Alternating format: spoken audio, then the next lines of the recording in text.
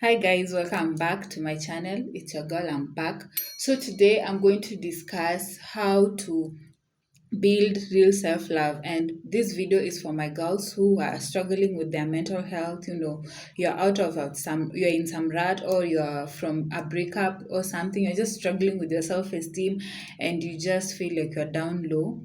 This is for you, okay? So I'm just going to go straight into it. No long intros, no nothing. Just let's get to it, okay?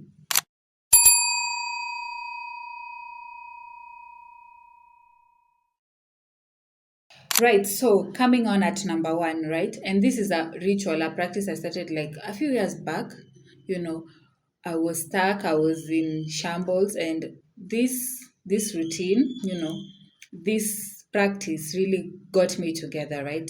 And I call it a self-love cleanse. Now, what is a self-love cleanse? According to me, okay, my definition of a self-love cleanse is abstaining from sex, okay, working out daily, you're drinking your water, your phone is on D&D, you're not outside on the streets, doing jumping on random, you get it, right? And you're prioritizing your relationship with God. Trust me, you will see the difference.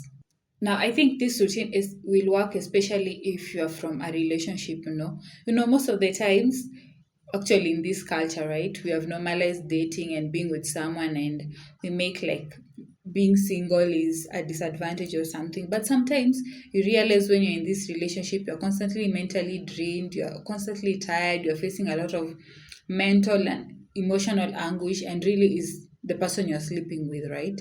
You don't know where they come from, you don't understand the kind of ties they're in, maybe they're struggling with mental issues, and you have already intertwined yourself with him, through sex, and you have already bonded with this person so that your soul is so meshed up with him to the point where you are inheriting things that are not even of you, right? Now when you're in this journey, you get to release all these things and you get to fall back with yourself. Sometimes we think we love ourselves, or we think we are who we are, but really we are just accustomed to the version of ourselves who who we have made up, just to be in this relationship, just to be with this person, just to be in that environment, right? And that kind of detachment from your true self, from your true spirit, will start to show up as depression, as emotional anguish. You're constantly not fulfilled. You party, you don't feel it. You work on your goals, you don't feel it. But the true thing is because you're not being authentic to yourself. And things that stop us from being authentic is these relationships, is these weird identities that we have acquired, that we feel like if you are this way, that is the only way you can be accepted, and all of that. But when you go on this self-love cleanse, you actually get to spend time with yourself. All that attention, all that effort, and you know energy that you put outwards to other people, you bring it back to you. And the moment you start working with God, He will show you who you are. And you start to understand things about yourself, and that way you slowly come back to yourself, and before you know it, you have that love for yourself, okay? Sometimes I remember I was in something back then, I truly lost myself. Even the way I dressed, it's like I was dressing to be seen as this something, and all my life I've been authentic. I've been authentic until I was in this thing, right? And that was the time of my life where I was so depressed. Life was so empty. Like I wanted to just, you know, cut the show. Cut the show, stop everything. I don't want to be here. I don't want to be on this earth. But when I just took the bold step and step away, of course it will hurt, because when you love someone, you just love someone. When you want to be in something, you just want to be in something, even if you don't understand. That's the bad thing with the emotions, right? They will lead you into things and stuff, and things that just don't make sense. Things that even will ruin you, but because you want, you just jump into it, right? But now we are grown, we are a bit mature, we understand some things, we can get a hold of ourselves. But then, oh my God, I got myself involved in things that were really killing me, right? And when I stepped back, of course, it was lonely. I felt the pain, I felt everything. And when I started this journey, I started, one step a day, two steps a day, until slowly I came back to myself and I cannot go back. That's why it has been years of me practicing this. Once you get addicted to it, once you see the results, my God, I don't want to be a version of myself that someone thinks I should be. I want to be me, and be appreciated for me and be loved for me, not being a trophy to someone else, right? And now to my next point, right? Being content, being alone, right? Nothing feels good like being surrounded by people who love you. Friends, family, a good relationship, it's so good. But most of the times, we are surrounded by people who are just coming to take away from us or to benefit from us from something. You can be just there to cure someone's boredom, right? And such shallow relationships start to take away from you, because at first they start really good, and then at some point it's like you are struggling, right? Someone, that's why love bombing works. Someone comes in and they shower you with attention and all of these things, and then they withdraw because they're done, they've already gotten their high, and then you're just there, you're pressing, you're pushing, you're pumping, and before you know it, you are drained, you are entangled into something you do not understand, right? Personally, I feel like it is better to be with people, someone who, when they look at you, their eyes light up, their eyes spark up, because they see you for who you are. And I've come to learn something, that I prefer not to be with people who love me superficially. People who just love you for what you do or how you make them look. Those kinds of relationship, those kinds of entanglements, they really don't end well, because you are there to serve a purpose. To them, you are not a person, you're not human.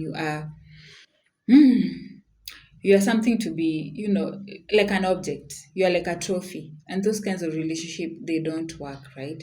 I even said in one of my videos that I don't even befriend girls who are obsessed with me. I don't, because I know from that is going to go to something like envy. I know it is going to come with jealousy.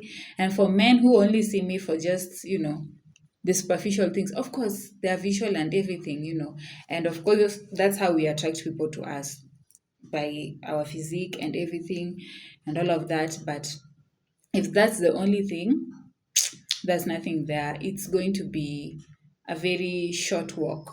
It's only a matter of time before you meet disappointment, right? So that's why I insist, like, before you go outside and start looking for love and validation and all these things, I know we are not all the same. Some of us need that warmth from outside, and some of us, like me, we generate that heat. I'm good, like, I thrive in solitude, right? So if you feel like you're that person that you need from outside, please just learn to generate it from yourself. And how do you do that? By spending time by yourself, valuing who you are minus anything else that is extra, right? Valuing who you are doesn't mean you just only take the good things. You love yourself, the good, the bad, the ugly. Okay, you not just love yourself for the good, you love yourself for the good, the bad, the ugly. That's how you accept yourself. That's how you derive self-esteem and self-confidence. That's how you get to stand when people leave you. That's how you come to overcome insecurities, by accepting good, the bad, and the ugly. Don't just love yourself because you're smart. Don't just love yourself because you're pretty. Yes, you're those things, but also love yourself because you can be smart, but sometimes you're irrational. And that's who makes up you. You cannot just pick. And if we are picking the things that you love about yourself, guess what you'll attract? You'll attract that people who only love you for those specific things and not wholly for who you are, right? So spend time with yourself, cultivate yourself, find the things you love outside people's intentions, outside society norms, outside everything. Just who you are. Who are you at 2 a.m.? That's the person you should be in love with.